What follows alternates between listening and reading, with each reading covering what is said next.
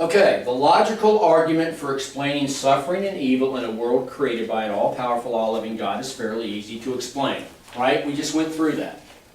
And if you boil it all down into its basic argument, it is fairly easy. We can't be free and coerced at the same time. God allows us to choose freely, so that's that. Some, however, will state that this is improbable,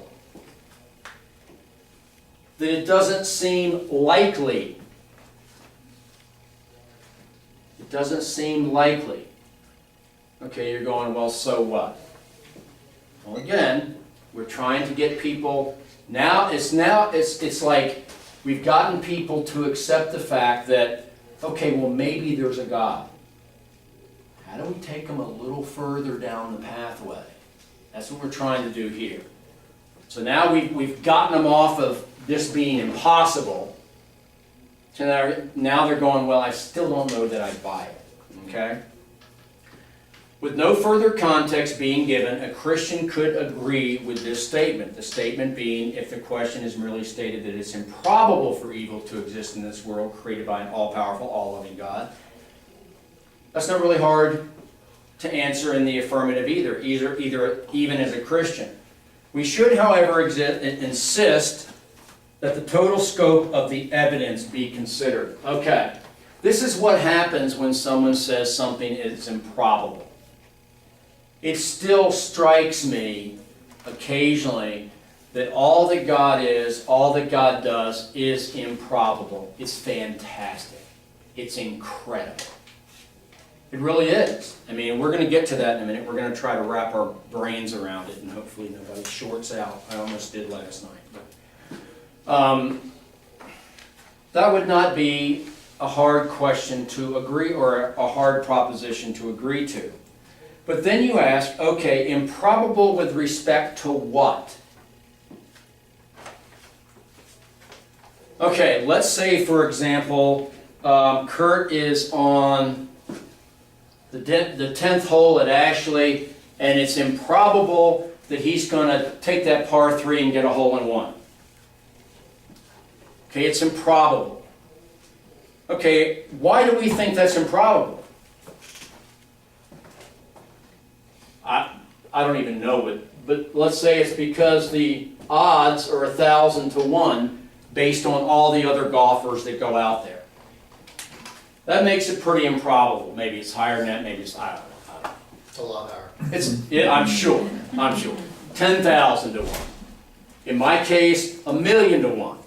Okay? But that's where we get improbable coming from, because it's compared to something. It's in context with something else. We have the data because all these golfers have gone through this tee box and only 1 out of every 1,000 has ever gotten a hole-in-one. So yes, it's highly, I'm sorry Kurt, it's highly unlikely. It's improbable that you're going to hole out on your tee shot here on 10. Okay? When we say that it's improbable for God to be all loving and this suffering and so forth to take place at the same time, we can agree with that. Yeah, it doesn't make a lot of sense. I agree with that. But what's the context? What are the other things involved in that improbability? You have to look at the evidence for a creator of the universe. And that's called the cosmological argument. You don't need to remember this stuff. I just put it down there so if you ever heard the word, you remember it. You have to look at the evidence for a creator of the universe. You have to look at the evidence for intelligent design, which is the teleological argument. Ultimate mind, which is the noological argument. Personally embodied good. Where did good come from? That's axiological. As well as evidence concerning the person of Christ. The resurrection. The existence of miracles. Plus the religious experience of millions over time. The probability goes way up for Christians. For this God existing. Simply because, and if we went back and looked at it, that, hey, you know what? 10 of the last 11 golfers did hole-in-one. 10? Well, now, maybe it's 2 to 1 that Kurt's going to do it too. Yeah, let me know how that goes. That's a par 4, you can't. Yeah. Well, he does, 10, I thought 10 was that 3 from. he does have 8 holes in ones in his life. Oh, did they? Okay. Yeah, I But you see that the probability, you need to take, okay, I'll talk to you about probabilities, but we need to take all the evidence into consideration. And there is a ton of evidence. We've gone through this with creation and all the rest of it. There's a ton of evidence that God exists. So if that God exists, then there must be a reason for this. There must be. I think if you relate it to the New Testament, where Christ could have done these things too. Christ could have done this, but he left it up to the people and the people crucified him. He let it happen. He allowed it to happen. Well, and absolutely, you can find examples in our own lives, perhaps. It shows you how godly Jesus was. Because if we were here and had that power, look at all the evil you could have stopped, the Romans doing this. Oh my gosh, this. look And at he what we just- have done with the power that we do have. Yeah, that's what I'm saying. Look at what we've done with the power that we do have. And we're going to look at a couple of those. Imagine how ignorant we are, and this is something where I want you to imagine how ignorant we are of God's designs. Just imagine for a second. We are simply not in a position to know why God permits various evils to occur. We don't know. We don't know why he does. I didn't say causes, I said permits. Certainly, many evils seem pointless and gratuitous to us, but how can we be sure they really are? Now, this is the thing that this will boggle your mind. According to the biblical scheme, God is directing human history toward his previsioned ends. God is orchestrating human history to get us somewhere.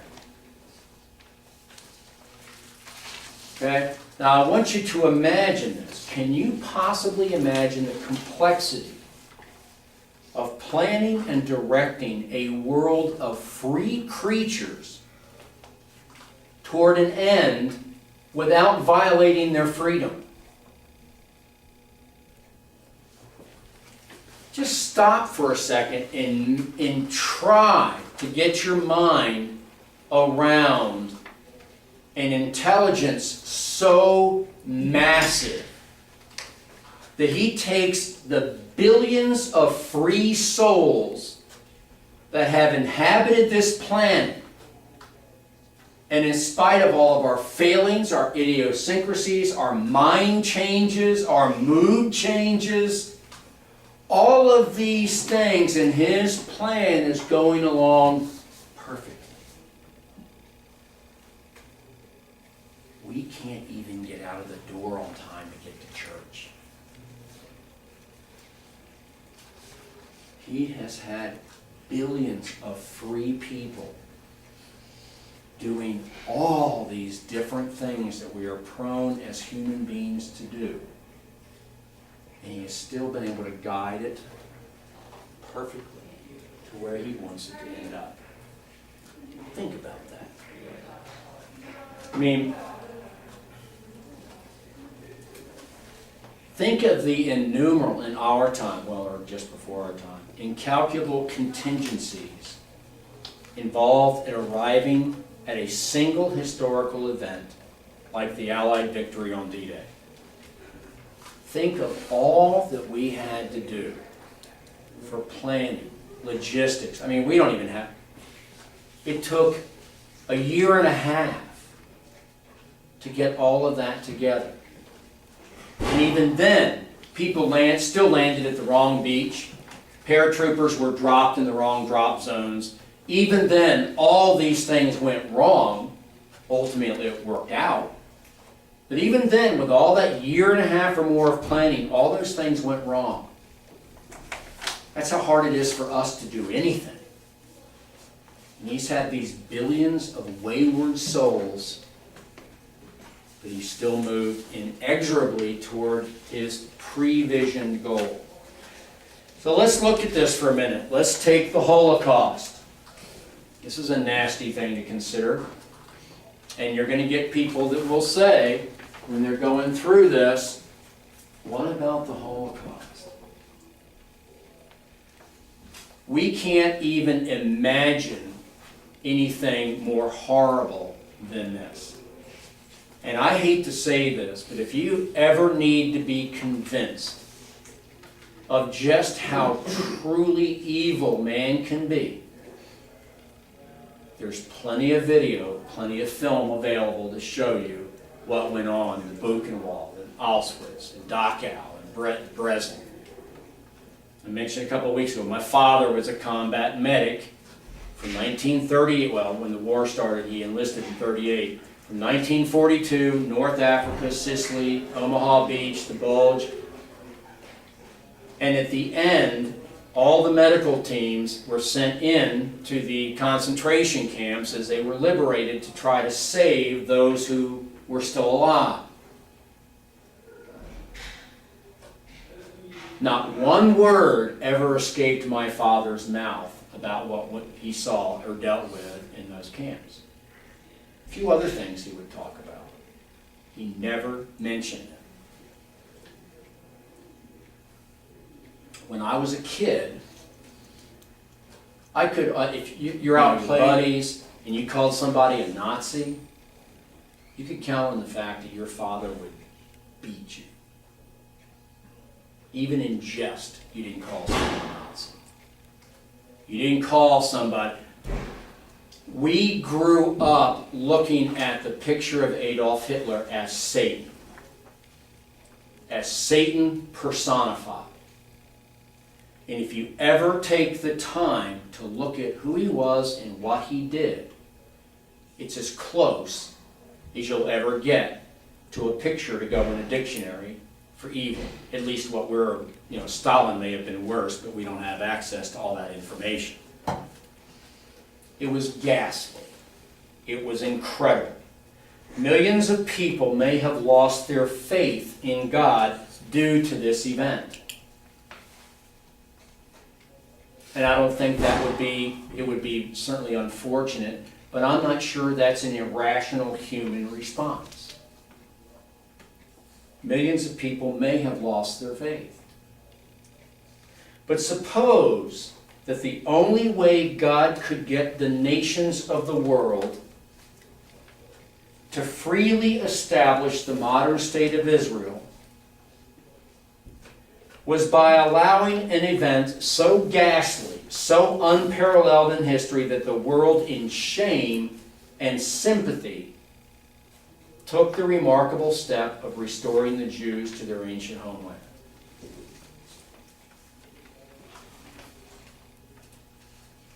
Don't misunderstand me. I'm not even beginning to try to say that the Holocaust resulted in a greater good. I'm not trying to say that. But God, knowing our incredible tendency to evil, in the case of Hitler and his National Socialist henchmen, their depth of depravity and willingness to do things to other human beings that most of us can't even look at the film of what they did. Knowing that the nation of Israel was reestablished. And what do we know about the establishing of the nation of Israel? It's one of the events that's going to preface the second coming of Jesus Christ. Again, I'm not making light of this. I think it's pathetic about us that we would perform something like that to bring about the nation of Israel. That out of our good sensibilities, we would never do that. That's what's pathetic. That we would never send them home because we were good. It happened because of the amount of evil that's present in the world. Can this point not also apply to us as individuals? I mean, can we not be used for greater good, sometimes even in spite of ourselves. I made a little note down here I'm going to go ahead and read, because I want you to consider in our conversation about pain and an all-loving God, consider the suffering of the greatest evangelist of all time, Paul. Paul was whipped at least 5 different times merely for preaching the gospel. In Lystra, he was surrounded by a mob and stoned, dragged outside of the city, and left for dead. He was frequently imprisoned for lengthy periods, 3 different shipwrecks, suffering from an apparently debilitating, sorry about that spell check, illness. He was in constant danger from both human enemies and natural disasters. He was slandered, misunderstood, persecuted, and without material possessions. Yet Paul called all of these slight and momentary afflictions. What do we do when our paycheck is short? We wig out. I mean, are we not called to be the same type of people today that Paul was then? Yes. Now, it doesn't mean that everyone is, okay, well, I'm going to leave my job and I'm going to get a sackcloth tunic and a walking stick and doesn't mean we all have to do that. But Paul never complained about the suffering and evil that were perpetrated on him. Never complained.